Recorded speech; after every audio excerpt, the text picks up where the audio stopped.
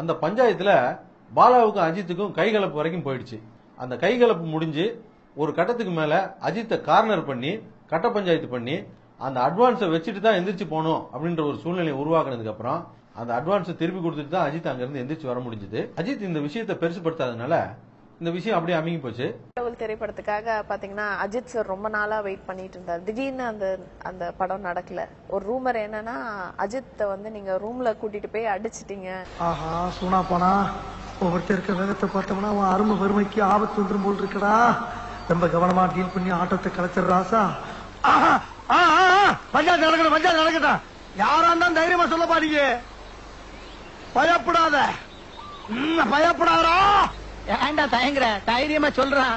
சொல்லு, நீ தான் தைரியமா நாளத்தை சொல்லு.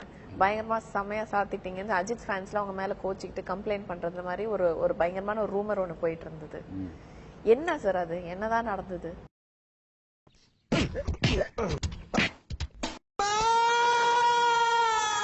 வந்து பயப்படலாம் செய்யலாம். லேசுவாட்டா கேளுங்க. சொன்னா சொல்லட்டும், சொல்லலாம் விட்டுருவான். அடிச்சேன், ரூமுக்குள்ள கதவை சாத்திட்டு மிதிச்சேன்றதெல்லாம் அருவாளா? அருவா அப்ப தேவைப்படாது.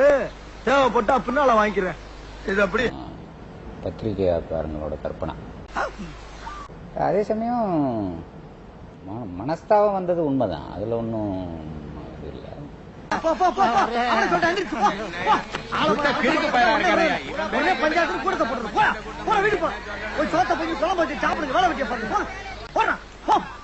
சூனாப்பானா சுப்ரீம் கோர்ட்டே வந்தாலும் உன்னை ஒண்ணும் பண்ண முடியாதுடா. இதை இப்படியே மெயின்டைன் பண்ணு.